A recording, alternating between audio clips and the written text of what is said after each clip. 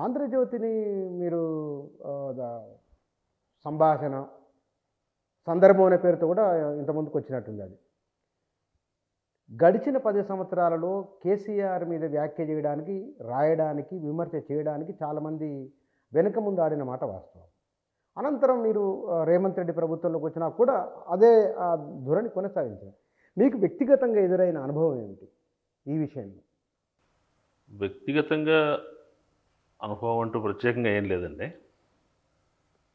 ప్రభుత్వం వారికి సహజంగానే మనం చేసే విమర్శలు నచ్చవు.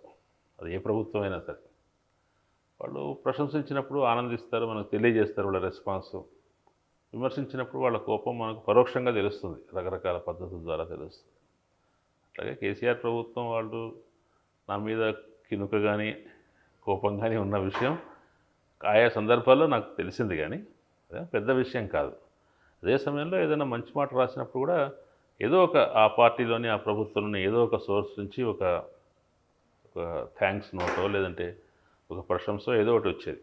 ఇప్పుడున్న ప్రభుత్వం కూడా అంతే. వాళ్ళు ఆశించరు విమర్శని. అన్నీ ఒకే పద్ధతిలో వెళ్ళాలని, ప్రశంస రూపంలోనే వెళ్ళాలని అనుకుంటారు. కానీ సార్, మీరు మాట్లాడడము చాలా పొదుపుగా ఉంటుంది. రాతలో కూడా అక్షరాలు కూడా చాలా పొదుపుగా వాడతారు. కానీ బలమైన వ్యక్తీకరణ ఉంటుంది. అంటే మీకు ఎవరి ఒకరిని ముద్ర ఒకటి ఉంటుంది కదా, మీకు ఎవరి ప్రభావం ఉన్నది? అట్లా చెప్పడం కష్టం అండి. ఒకళ్ళ ప్రభావం వల్లే మన వ్యక్తిత్వం కానీ మన రాసే పద్ధతి కానీ రూపొందుతాయని చెప్పడం కష్టం. అనేక ప్రభావాలు ఉంటాయి. నేను అనుకుంటాను, నేను సాహిత్య విద్యార్థిని కావటం వల్ల ఆ నేపథ్యం కొంత పనికొచ్చింది అనుకుంటాను. సాహిత్య విద్యార్థులు కూడా సంప్రదాయ సాహిత్యం కంటే ఆధునిక సాహిత్యాన్ని ఎక్కువ చదవటం, ఇష్టపడటం వల్ల కూడా ఆ ప్రభావాలు ఎక్కువ ఉన్నాయనుకుంటున్నాను. పాత్రికేయ రంగంలో క్రమంగా రాస్తూ ఉన్నప్పుడు కూడా సాధనమున పనులు సమకూరు ధరలోన, కాబట్టి కొంచెం ప్రాక్టీస్ అవుతుంది. చేయి తిరిగిందని చెప్పను, కానీ ఇంతకాలంగా రాస్తున్నందువల్ల నాకంటూ ఒక శైలి ఏర్పడింది. ఆ శైలిలో మీకు తప్పనిసరిగా నా రాజకీయ అభిప్రాయాలతో పాటు నా సాహిత్య నేపథ్యం కూడా మీకు స్ఫురిస్తుంది. ఆ సాహిత్య నేపథ్యం ఒక ఉద్వేగపూరితమైన శైలిలో, ఆవేశపూరితమైన శైలిలో, ఒక్కోసారి నచ్చజెప్పే ధోరణిలో, ఏ పర్పస్ కోసం నేను రాస్తానో అనుకుంటానో ఒక్కొక్క ప్రత్యేకమైన కాలం కానీ వ్యాసం కానీ, ఆ పర్పస్ నెరవేర్చడానికి అవసరమైన శైలిని నేను ఉపయోగిస్తాను. ఉపయోగించడానికి తగిన వెసులుబాటు నేను అనుకుంటాను నేను చదువుకున్న చదువు వల్ల, అభ్యాసం వల్ల వచ్చాయి. మీరు వ్యక్తీకరణలో కూడా మీరు అందాకన్నారు, ఒకసారి బుజ్జగించినట్లు, ఒకసారి కాస్త కఠినంగా చెప్తున్నట్టు, అది కూడా గీత దాటరు. ఇవాళ జర్నలిజంలో గీతలు దాటిపోయినాయి. ఎవరైనా పేరు అవసరం లేదు, అది ప్రింట్ మీడియానా లేకపోతే కనుక ఎలక్ట్రానిక్ మీడియానా, గీతలు దాటిపోయినాయి కదా. గీతలో ఉండాలి అన్నప్పుడు ఏ పద్ధతులను అవలంబించాలి, ఏమేమి దృష్టిలో ఉంచుకోవాలి? అంటే గీత దాటటమా, గీత లోపల ఉండటమా అనే పద్ధతిని, అదే ప్రమాణాన్ని పెట్టుకొని నేను రాయాలని అనుకోను. ప్రధానంగా నేను ఎందుకు రాస్తాను అనేది ఒక ప్రశ్న. నేను ఇట్లా ఆలోచిస్తాను, ఈ విషయం మీద నా అభిప్రాయం ఇది అని చెప్పడానికి రాస్తానా, లేదా నా అభిప్రాయాలను ప్రజలకు పాఠకులకు చెప్పి వాళ్ళను కూడా ఆలోచించేటప్పుడు చేయడం కోసం రాస్తాను. రెండు రకాలు. నా వైఖరి చెప్పాలనుకుంటే నేను చాలా విషయాలు చాలా తీవ్రంగా రాయాలి. ఈ ప్రభుత్వం దుర్మార్గమైందని రాయొచ్చు. అది శ్రీనివాస్ అభిప్రాయం, ఈ ప్రభుత్వం దుర్మార్గమైంది అని తెలుస్తుంది ప్రజలకి.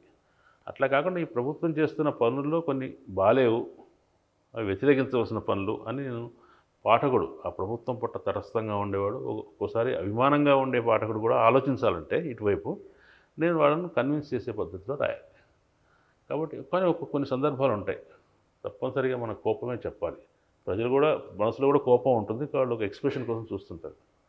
అరే మా మనసులో ఉన్నది ఇతను రాశాడే అని చాలా సందర్భాల్లో మేమేమనుకుంటున్నాం అది రాశారు సార్ అంటారు. ఒక్కోసారి వాళ్ళను ఎడ్యుకేట్ చేయడం కోసం కాకుండా వాళ్ళ మనసులో ఉన్న బాధకు ఓ గొంతు కావాలనుకొని ఎదురు చూస్తుంటారు.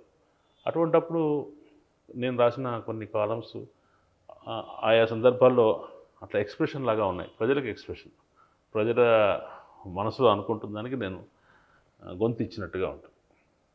కాబట్టి పర్పస్ని బట్టి రాయటం అనేది ఉంటుంది. నేను ఎక్కువగా ప్రభావితం అంటే ఏదో నేను గొప్పవాడిని, వాళ్ళు తక్కువవాడని కాదు. నేను రాసిన దాన్ని బట్టి అవతల వాళ్ళు కూడా ఒక కొత్త ఆలోచన కలగటం కానీ, అరే ఈ వైపును కూడా ఆలోచించాలి, చూడాలి అని వాళ్ళకు ఒక ఆ ఇంక్లినేషన్ కలిగితే చాలు.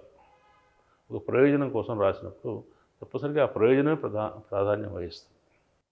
పత్రికా రంగంలో సాహిత్యం, చరిత్రపైన అవగాహన, సామాజిక అంశాల అవగాహన ఉన్నవారి సంఖ్య తగ్గుతున్నది అనేది ఒక ఆర్గ్యుమెంట్ ఉంది. మీరు ఏకీభవిస్తారా?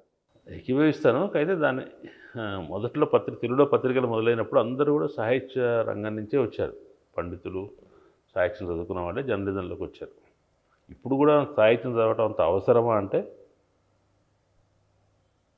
అది 100% 1920sలో ఉన్నట్టుగా ఇవాళ అవసరమని నేను చెప్పను. ఎందుకంటే సమాజంలో జ్ఞాన రంగాలు చాలా పెరిగినాయి.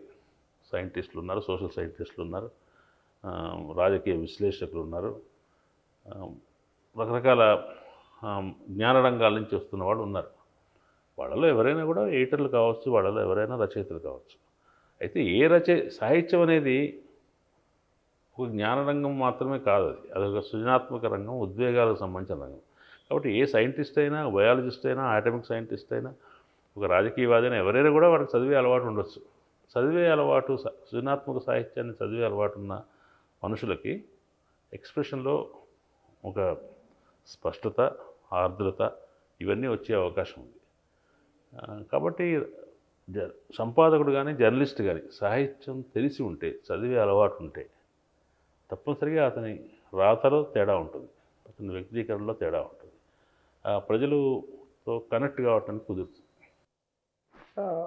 సరిగ్గా ఏడాది కింద బీఆర్ఎస్ ఎన్నికలకు ఒక 6-7 నెలల ముందు నుంచి వ్యతిరేకత ప్రారంభమైంది.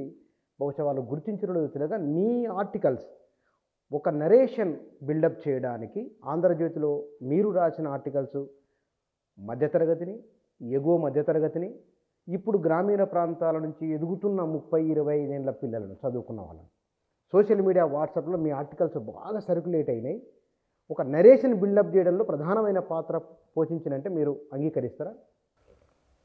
ప్రధానమైన పాత్ర అనేది డిబేటబుల్, దాన్ని ప్రూవ్ చేయడానికి ఉండదు. కాబట్టి దాని సంగతి పక్కన పెట్టండి. తప్పనిసరిగా నేను రాయటం వల్ల ప్రజలు ప్రభావితం అయ్యారా, ప్రజల్లో ఉన్న వ్యతిరేకతను నేను గ్రహించి రాయగలిగానా అన్నది ఇది మ్యూచువల్. ఒకళ్ళు సత్యం చెప్తే ఇంకొకళ్ళు విని తెలుసుకోవటం కాదు. ప్రజల్లోనే ఒక అసమ్మతి బలపడుతూ వచ్చింది. 6 నెలలు ఏడాది అంటున్నారు. రెండో టర్మ్ మొదలైనప్పటి నుంచి కూడా ఆ అసమ్మతి క్రమక్రమంగా పెరుగుతుంది. గెలిపించారు, నిజమే, 2018లో గెలిపించారు. గెలిపించిన తర్వాత ఏడాది తర్వాత నుంచే ప్రజల్లో అసంతృప్తి క్రమంగా పెరుగుతూ వచ్చింది. దానికి ఒక రూపం కావాలి, దానికి ఒక ప్రత్యామ్నాయం కావాలి. సరే, కోపం ఉంది, సరే, ఈయన కోపం ఉంటే ఇంకొకటి ఉండాలి కదా. రాజకీయంగా ప్రత్యామ్నాయం ఏర్పడాలి. ప్రత్యామ్నాయం ఏర్పడుతున్నప్పుడు పరిస్థితులన్నీ క్రమంగా ప్రజల్లో ఇక చాలు అనే అభిప్రాయం ఏర్పడుతున్నప్పుడు నాలాంటి వాడు ఇంకొకడు రాస్తే ఆ వాతావరణానికి అది సహాయపడుతుంది. అంతే తప్ప ఒకళ్ళు రాయటం వల్ల మార్పులు జరగవు. దానికి కాంగ్రెస్ పార్టీ 2018 కంటే ముందు ఉన్నట్టుగానే ఉంటే 2023 కంటే ముందు ప్రత్యామ్నాయం ఉండేది కాదు. ప్రత్యామ్నాయం లేనప్పుడు ప్రజల్లో ఒకవేళ అసమ్మతి ఉన్నా కానీ దానికి రూపం రాదు. అవతల కనపడుతుంటారని ఇది వదిలిపెట్టి అక్కడికి వెళ్ళేది. కాబట్టి అనేక ఫ్యాక్టర్స్ పనిచేసినాయి. ఆ ఫ్యాక్టర్స్ అంటే లాస్ట్ 1 year 2023 కంటే ఒక సంవత్సరం ముందు ప్రజలు ఉండే వ్యతిరేకత అంటామా, లేదంటే అసహనం అంటామా, ఏదో అది పెరుగుతూ వచ్చింది. అది ప్రభుత్వం గుర్తించలేకపోయింది. కేసీఆర్ ప్రభుత్వం గుర్తించలేకపోయింది. ఏదైనా గమనించండి, సైకో ఫ్యాన్సీతో ఉండే నాయకత్వం కానీ, రాజకీయ నాయకత్వం కానీ, ప్రభుత్వం కానీ చుట్టూ గోడలు పెట్టుకొని కేవలం మంచిని మాత్రమే వినడానికి అలవాటు పడి తన మీద విమర్శ రావడానికి వీలు లేకుండా దిగ్బంధం చేసుకుని లోపల కూర్చున్న వ్యక్తి చివరికి ఇటువంటి ఫలితాన్ని ఎదుర్కొంటారు.